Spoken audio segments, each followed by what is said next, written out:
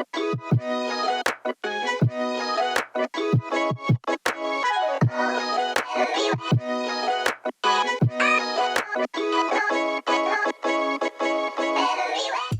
are listening to the Compass Podcast.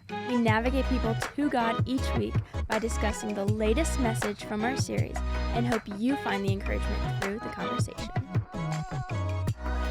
Well, welcome to another episode of the Compass Podcast. My name is Brooks, the online campus pastor, and I'm so glad that you've decided to join us today for a brand new series called Sound Mind. I'm really excited for this series because I know many of you have had questions and have had thoughts about anxiety, depression, and what is sound mind about? Well, sound mind, in today's world has a very specific meaning, and it's essentially a judicial term that means that somebody is competent enough, right? Is sane enough to stand trial. And not only are they sane enough to stand trial, but we can trust what it is they have to say as they take the witness stand. But this phrase, sound mind, actually goes all the way back to the Bible in 2 Timothy chapter 1, verse 7, where Paul writes these words to a young man by the name of Timothy, and he tells him the Lord has not given him a spirit of fear, but of power, love, and a sound mind. So what Paul is essentially saying to Timothy is that God has given you the ability to overcome fear and anxiety and worry. And when things come up in life, you have a sound mind that you can make sound judgments and you are mentally whole or healthy. And that's our desire for you here at Compass throughout this series, is that you are able to develop and have a sound mind when you're dealing with the obstacles that life throws at you, because Jesus cares about your mental well-being. And I have with me a longtime guest, good longtime friend as well, Dr. Rob Maupin, one of our executive pastors here. Rob, welcome back to the Compass Podcast. Thanks, buddy. I appreciate it. It's great to be here, man. So glad that you're here. This very first message was called Theology, Myths, and Hope. And I guess right off the bat, Rob, is mental health been something that you've personally had to deal with and had to take care of over the years? Oh, yeah. Yeah? First off, let me just say that I don't know anybody that doesn't have some issue with mental health, because mental health is it's like all health. Yeah. You have in this world that we live in, you have the chance to have levels of health. Some people are extraordinarily healthy. Some people are kind of healthy, and mental health is that same concept. Yeah. There are some people that are extraordinarily mentally healthy. They are not very common, right? There are some people that have a kind of what I'd call like a medium range or a modicum of mental health. Sure. And there are some people that have a very difficult season with physical health or mental health or spiritual health. Health is that concept that we have within us, the ability to live as we were designed in all of the right ways that we were designed to live in. Yeah. And sustain life and to experience life and all those things. And so mental health is definitely something I've dealt with. I've gone through tragedy and illness and injuries and things like that, where I've had to learn how to recover to where there's enough mental health to be considered healthy. Sure. Yeah, of course. I feel like it's very recent that mental health has been at the forefront of a lot of things, not just professionally, but personally. You're hearing more and more about it. I feel like growing up, we never talked about taking care of your mental health, going and seeing counseling, a therapist. Maybe it was just my upbringing, the counseling thing. I didn't know anybody that did it. It was never talked about. So was this something that you were aware of in ministry? And when I became totally sold out to the Lord, I went to the Ozark Christian College, and there was a professor there named J.K. Jones, and he and I are still super close to this day. And I didn't think of him as a mental health professional, but he became like my pastor and guide. Yeah. And there's a couple more, Kyle Gardner, Mark Moore, a few people like that in college. And then different people I've worked with over the years, Scott Greer and Rob Gallagher, and people that I have listened to as a guide and a shepherd, both for what to do, but more like what to think. Sure. And Yeah. there is something remarkably profound about our thinking that's connected to our mental health. That, in fact, that Greek word in 2 Timothy, being of sound mind, it's kind of hard to translate because it does mean sound mind, but it also means self-disciplined. And you can use it like that your thinking is disciplined around what is true. Yeah. That's, which is probably a kind of a clunky way to translate it, but pretty accurate. Yeah. Makes, he gave you a spirit of courage and all that, but a spirit of a mind that thinks clearly about what's true. So that, and the implication in the New Testament, when that word is used, so that you can live according to what is true. You think about what is true so that you can live according to what is true. So the idea that it's been there from a long time ago is real, right? Yeah. Solomon needed a counselor from his dad. The prophets were there to speak truth to the kings and the leaders. And Jesus called himself a teacher, right? He was called a rabbi. So I think that mental health is real and it's been a part of humanity forever. But we have lost, in many cases, what it means to have a rabbi. Yeah. You know what I mean? Absolutely. We don't have a Yeah. practical rabbi for many people. And so when you find this gap, and you find this acute wound in our lives, in our mind, our hearts, in many cases, mental health professionals become our rabbi, right? They become our truth teller. They become the one that points us in the direction of the right thing. Now, you can have bad mental health professionals like you can have bad physical health professionals. But I am the recipient of some marvelous mental health professionals that have helped me tremendously in my life. So why is this issue so important then? Okay, so that's a great question. I mean, health, think about what you are without your health of any kind. Sure. Right? Sure. You're impaired. Yeah. In some form. Now, can you overcome that? Can you find a way around it? Of course. Like,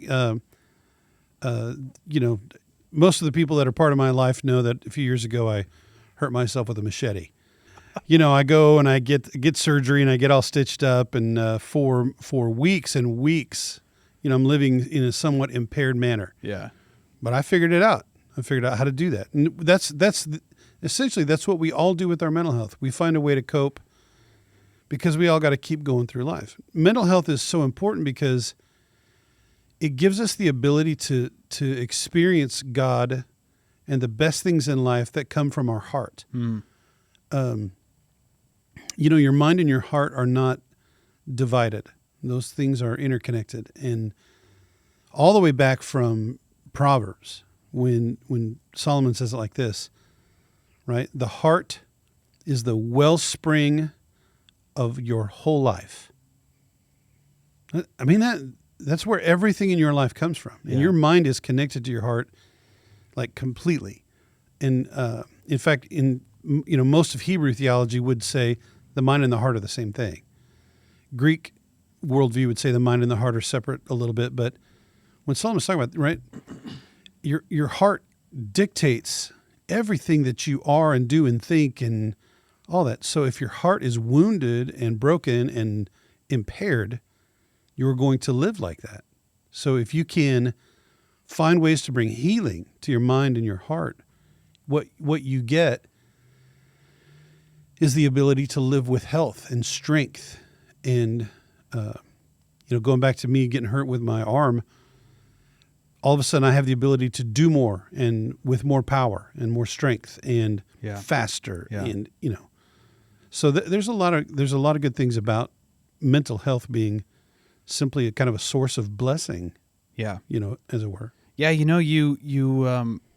talked about the definition of mental health on Sunday, right? And it was this, it's our well-being mentally, emotionally, socially, and spiritually. Right. But just the idea that everyone is impacted by mental health in some way. Right. And I know for myself, and this is just me talking personally, just being transparent and vulnerable here. There have been times where I'm like, I'm fine, and I'm not fine. And there's a lot of people that walk around like they're okay, and they actually aren't okay. And Right. and you to come to a place to say, I'm not okay, is okay. Well, yeah, and this is where it gets complicated because you've got this spectrum of problems, and it's not just one single line. Like on this side, you're not okay, and way over to the other side, you're super good. And Yeah. you know, so maybe you're somewhere on there, but then it comes your awareness of it. Yeah. Right. A Yeah. separate thing that's concurrent with it, and you might think, no, I'm fine, and everybody's like, yeah, but your leg is missing, bro. Yeah. You're like, Yeah. what leg? That's not real. And so being aware of your own mental health Yeah. is problematic, and then put into play that we have an actual enemy trying to deceive us. Yeah. And this is where it gets really complicated for people. Because if we think of ourselves as simply kind of two-dimensional, right? I'm physically healthy and I'm mentally healthy. Yeah. Okay. And people say, it's pretty, you can judge that a little bit. But if people go, what about spiritually healthy? Yeah. Are you spiritually healthy? And people go, all right, well, what does that mean? How do you manage that? And that becomes one of those things where you go, all right, now it's really super complicated because let's say physical health, if you're not feeling well, you got pneumonia, it's not going to help your mental health. If your mental health is not great, it's not going to help your spiritual health. And so all of these things, when people say, no, I'm fine, it's all relative. Are they saying I'm fine in regard to the way my life has gone recently? I'm fine in regard to what I was hoping for. I'm fine in regard to I don't want your pity right now, right? That concept of, no, I'm fine. That's a really, really nebulous problem, and it's really hard to define. And the basic idea is everybody you meet is broken in some way, and everybody's trying their best to handle it in whatever capability they can. Sometimes they're really unpleasant about it. Sometimes they're, way too open in TMI. And sometimes it's, they're just trying to get through the day. So mental health is a big deal. I'm glad we're talking about it at Compass. It's really what I'm trying to get to. Well, so let's talk theology real quick. So I guess how does your theological perspective, but by the way, for those of you listening, you might hear Rob and I coughing. It's because Mountain Cedar is everywhere, and it's taking its toll on everybody. Yeah, and I'm coming off of a week-long issue of bronchitis and all kinds of stuff. Oh, okay. Well, there's that. I didn't know that. Yeah. You don't have Mountain Cedar. You have bronchitis. Yeah, right. It's driving me crazy. Sorry to hear that, man. No, I'm fine. See, I played that off. Yeah, I do. Yeah. No, let's talk about theology. So how does your theological perspective shape your understanding of mental health and well-being? Oh, that's a good question. Anybody who's talked to me at length about theology knows that my first preference is to start with ontology, because ontology is the idea of the study of what is real, right? What is, not what we think it should be, right? And theology can sometimes get into deep weeds that doesn't. Someone's trying to make a theological perspective or a theological point. They're not talking about what is. And so I think the best theology comes out of an ontology of God, meaning who is God and what is he like? I think personally, when I think about mental health, I have at least these four things that I think about. Number one, right, the Lord as creator, designer. And designer is important to me because he's the one who designed the way and the mechanisms that our mental health is built around. Like everybody knows who's in medicine, once you realize the way the respiratory system works, and of course this is acute to me right now because of my bronchitis. Once you realize how the respiratory system works, how it's designed, it's much, much easier to fix, right? So if you think about God as creator of our minds and our hearts, and go, okay, this is how it was designed to work. And I would say that is primarily in relation to, in a good way, where we have a healthy connection with the Lord personally, where his presence and love are with us. We're thinking his thoughts, using him as our guide, listening to him as our teacher. He becomes our rabbi. That's kind of how we were created. The second thing is the Lord as healer. Not only is he able to understand how he designed this whole process, he knows what goes wrong and how to fix it, right? And that's a key thing, because he's not stumbling around in the dark being like, anxiety? Gosh, I don't know. It's not a mystery to him. Yeah. And then think in terms of God as teacher for our third thing. Okay. So not only is he creator and healer, he also is a teacher. So back to respiratory issues. So somebody who knows how it's designed, somebody who knows how to fix it, you still have to show the patient what they have to do in their agency to make life healthier. So let's say I'm a 3-pack a day kind of guy. I go and I'm to my doctor. I'm like, man, look, my lungs are killing me, doc. He's like, all right, here's the problem, and you need to stop smoking. Okay, and here's why. Okay, now all of a sudden that agency kind of involves me in it. I get to choose to be a part of my healing, my health, because my teacher told me what to do. And then the fourth thing is what I'd call God as our source.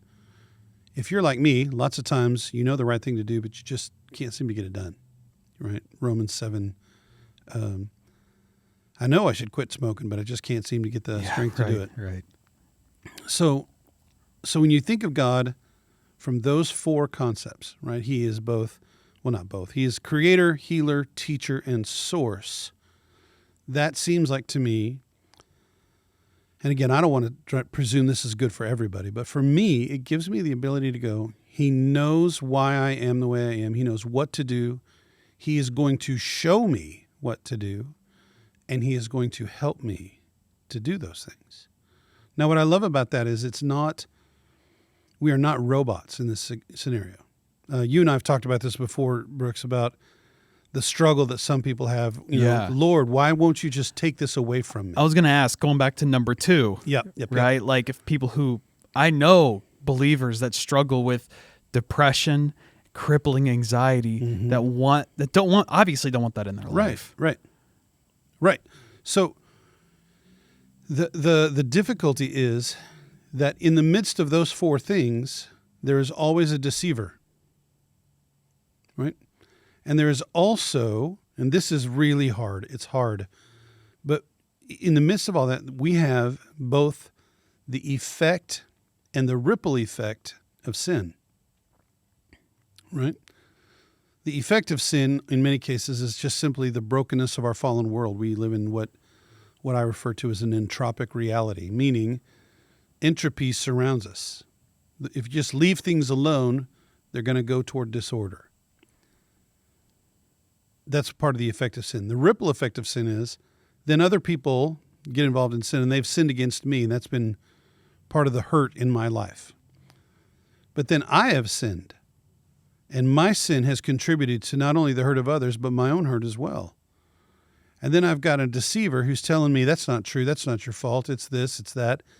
And so all of a sudden, there's this mash of confusion and unclarity and frustration and emotion, and we like, God, why don't you just take this from me? Yeah. And what happens is, for lots of us, me included, for sure me, I lose the ability to think of God as creator, healer, teacher, and source. And I think of things in terms of like blame, victim, causality, malformation, or whatever else that is. Causes you to question God's goodness. Yeah, I think. And I feel like for people I know, it's like, okay, well, if you're good and your Holy Spirit is within me, why can't it overpower this thing? Right. And so many of those things are based on deceit. Right? Yeah. So, for example, one of the lies that the devil tells us is you shouldn't have to have a hard time. It should be easy. It should be easy, right? And Jesus said, right there, Gospel of John, in this world, you will have many troubles. Right there in the red letter, man. You're not getting around that. No. Nope. Right? And so you go, well, I don't want there to be troubles. Or God, why don't you fix the troubles? And Jesus is like, that's not what I'm saying, right? Yeah. He's saying, but I will be with you in the troubles. So that's where you go. That's where God as teacher and source He is speaking to you. He is, with you. So that issue of, I want God to just take this away from me. Even the Apostle Paul, oh man, 2 Corinthians 12, when he's talking about that his whole life he had this, what he called his thorn in the flesh, right? Scholars debate about this. Was it certain kind of temptation? Was it a disease? Something like, well, I think it's epilepsy. I don't know. But it's this terrible burden and pain that Paul had. And he's begging the Lord to take it away from him. And the Lord spoke to him, came and talked to him about this and said, you know what? My grace is sufficient for you. My power is made perfect in weakness. And so even somebody of the power and ability and miraculous capabilities like the Apostle Paul is like, God, take this away. I don't want it. And the Lord is like, well, no. It's okay, because I'm with you. And that's hard, man. That's hard. We don't like to think of ourselves as weak, as good. We think of ourselves as weak, as bad, and vulnerable, and that's a terrible thing. But that's really why biblical knowledge is important, and an ontology of God. What is God really like? Who is he really? Gives you an insight into how we all deal with our mental issues.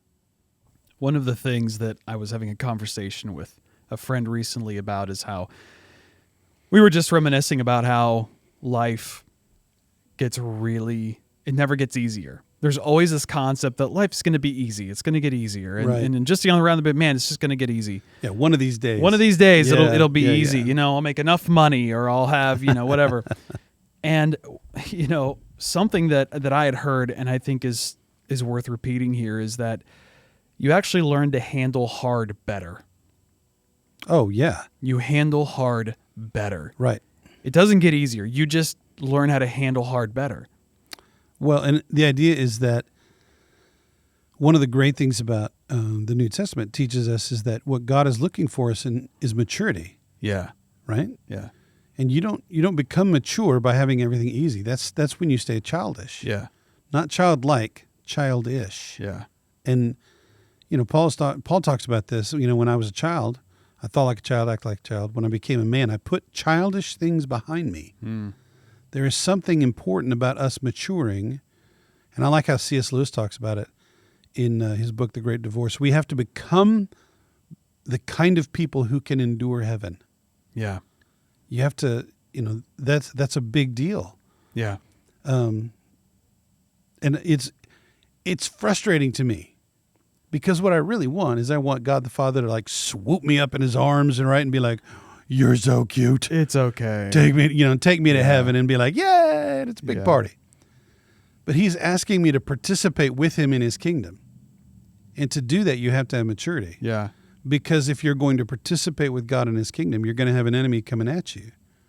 You can't just constantly be, being like, oh, it's too hard. Yeah. And expect to be mature and healthy if you're in a spiritual battle. Yeah, and I have to say that as somebody who has struggled with anxiety in my life, and have had panic attacks, it's one of those things I know it's probably not going away. Right. But what I can do about it is I can help others. Right. And I've learned how can I handle this, and I think that the harder the panic attack and the anxiety, the more I've been able to sort of rely on God's presence, and I go to him in prayer immediately. I kind of can feel it coming on, and I go, I immediately go to him. Right. And I go to scripture, and it's sort of built this in the midst of that struggle and that pain. It's built this sort of reliance on God. Right. That I think has actually retroactively been really good for my spiritual walk. Right. Not that he's causing it, but that it's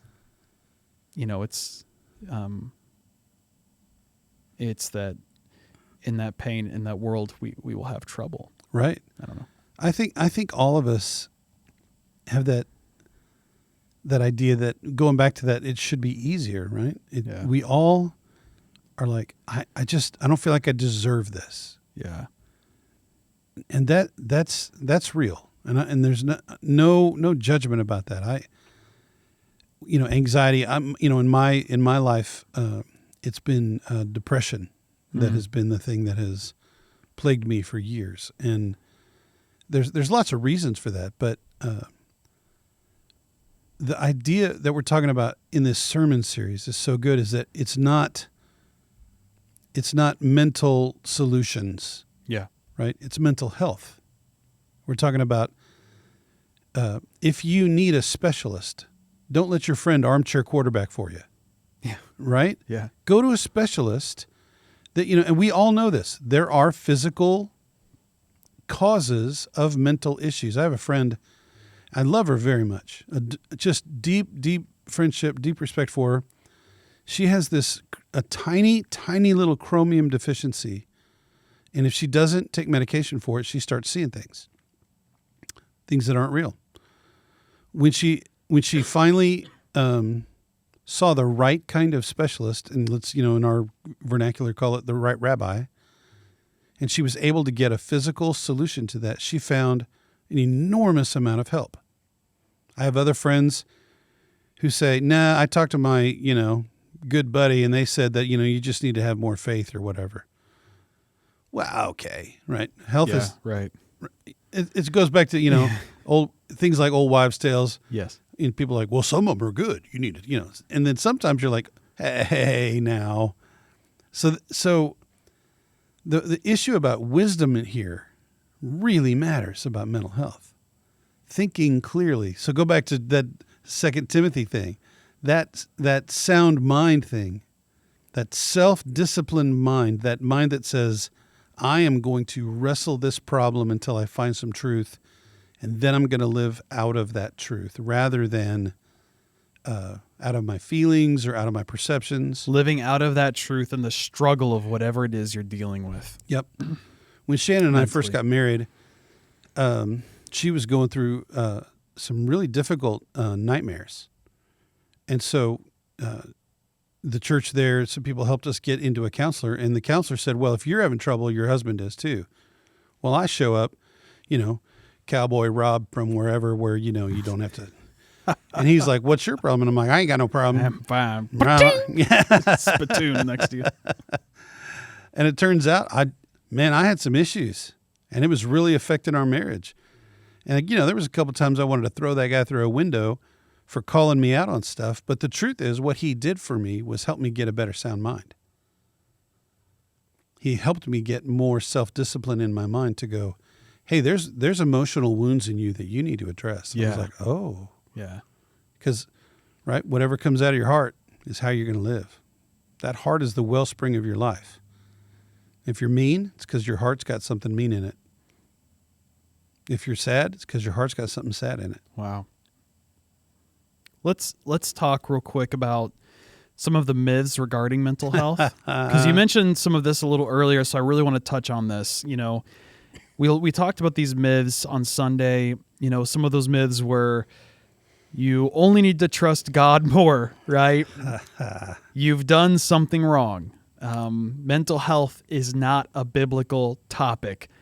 Medication and therapy demonstrate a lack of faith. You just talked about that. Real Christians should be joyful and happy. And another one that we mentioned was only weak people experience mental health issues. So what are your thoughts on some of these myths? Well, first off, I am very fortunate to be acquainted with and deep friends with some wildly gifted and trained mental health people. Dr. Lindsay Neal from Dallas Christian College. Yes. Her training is just shocking. Dr. Matthew LaGrange from His Story Coaching and Counseling. Yes, which, by the way, some of these people will be on future episodes of the podcast throughout this series. So be on the lookout. It's going to be great. They're as sharp as they come. I have an older brother who's a therapist who specializes in PTSD and therapies that help people get over some of the most awful things that people go through. So I'm really fortunate. So a lot of these don't ring true to me, but here's what happens.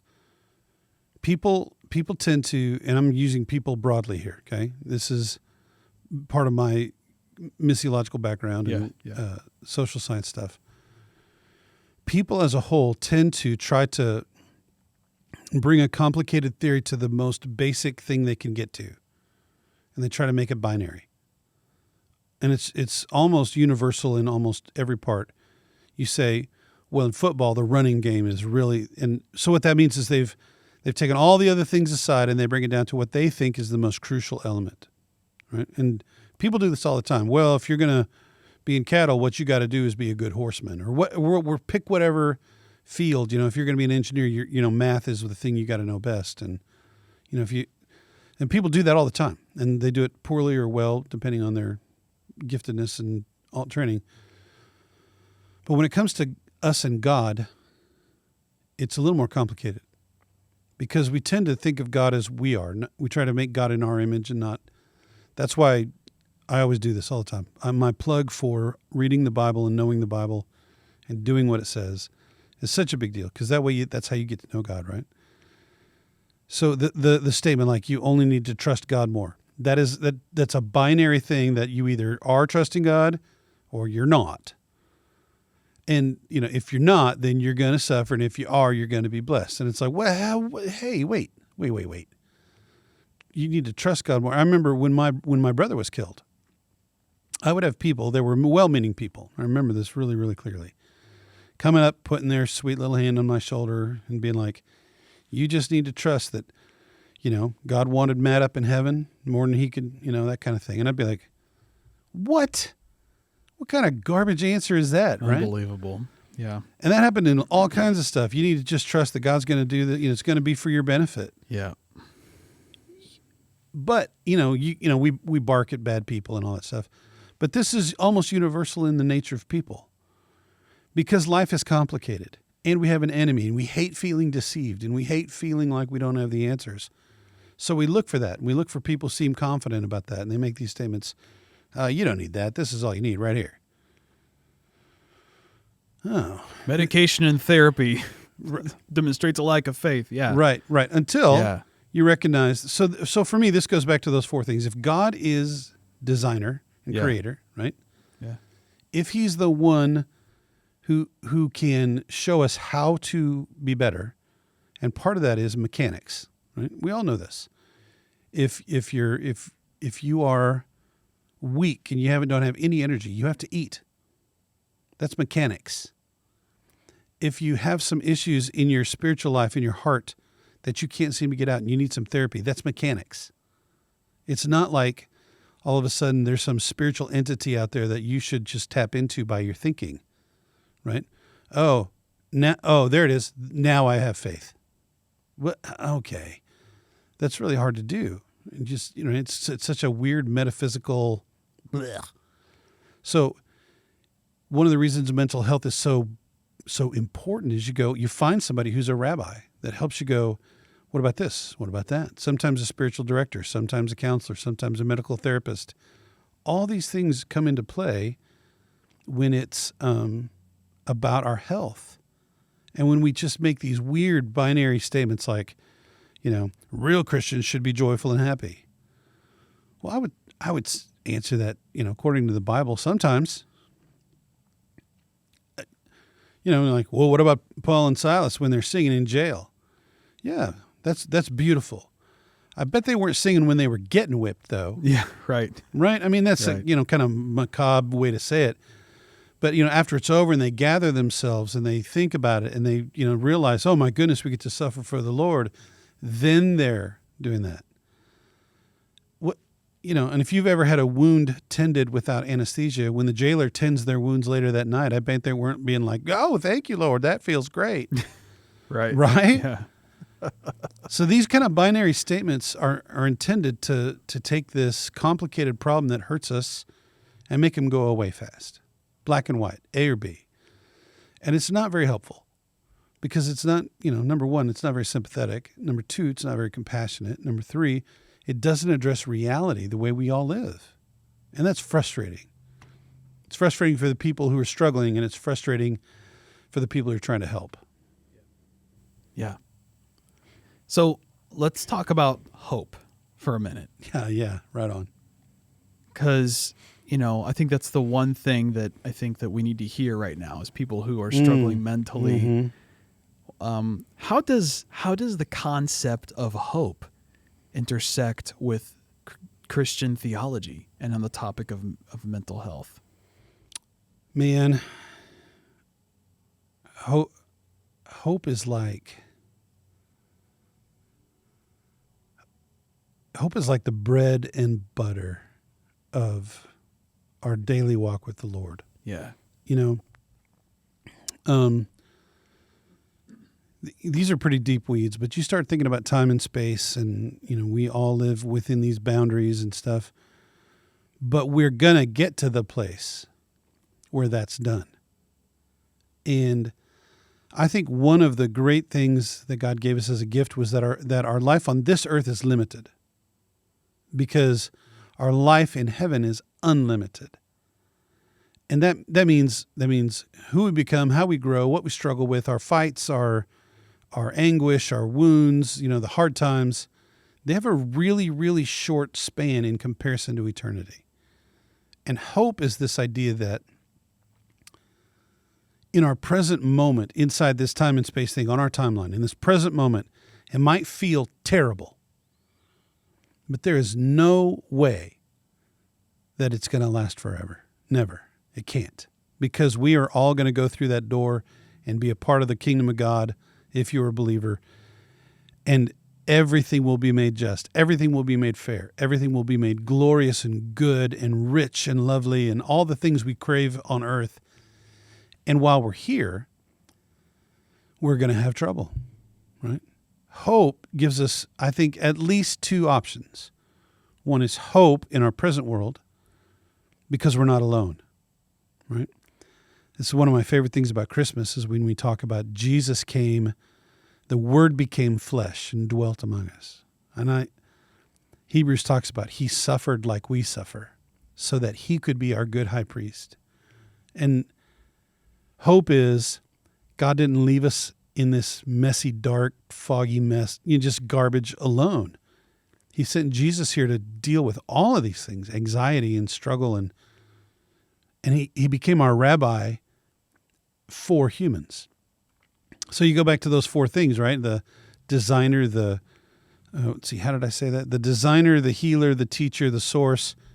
And instead of being like some distant designer, healer, teacher, and source, he showed up and felt what it means like to be so tired you can't keep your eyes open, and what it feels like to be betrayed, and to know that the people that are going to betray you are sitting across from the table for you and you know it.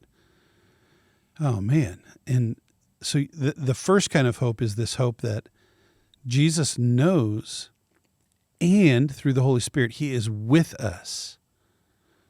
Not necessarily going to take it away from us, but with us. The Apostle Paul in the thorn in the flesh thing is like one of those like terrible, wonderful statements where we go, rats, I don't want that. What I want is to take it away from me, just like Paul did. But it's wonderful to know that Jesus says, my grace is enough. You go, okay, I have hope that he's going to take my brokenness and use it. I have hope that he's going to take my brokenness and bring me strength. I have hope that he's going to take my brokenness and hurt and anxiety and whatever else that we struggle with and turn it into something beautiful. And then we have the hope that when our time on this earth comes to an end, that everything does get taken from us. That all the very, very most delightful, good things in life will be given to us in an instant. And so I think hope in regard to mental health is today doesn't have to last, right? And that's true both good and bad. The best things in life don't last, except in the sense of how they're tied to heaven, how they are connected with the mind and the heart of God. Then it's like, oh, that train's going to ride forever. And if you're listening right now, I hope you take that to heart. If you're struggling with mental illness, some of these mental health issues, take that to heart. You have hope. You matter. that you Oh, are yeah. loved, that God is for you. Yeah, that God's not afraid of the darkness that you feel. Yeah.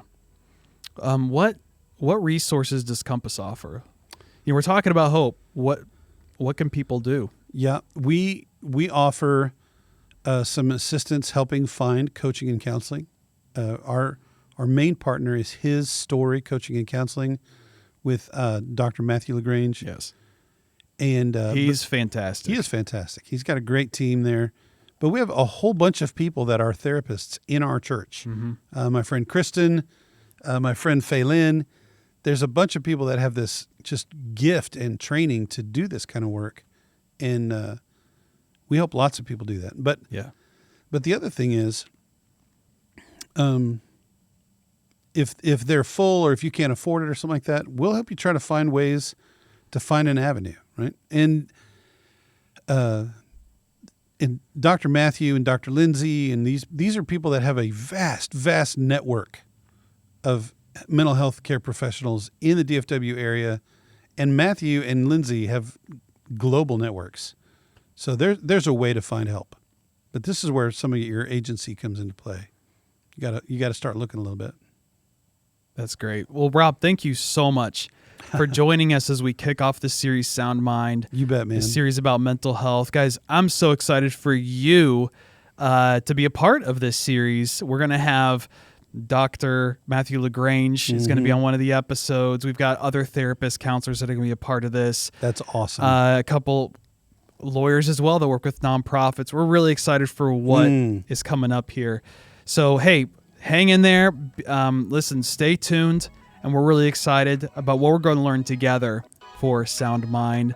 But we'll see you next time, Rob. Thank you so much. You bet, man. Thanks, buddy. Thank you for listening in on this episode of the Compass Podcast. Remember that every Monday we will launch a new episode. We look forward to seeing you, and make sure you subscribe.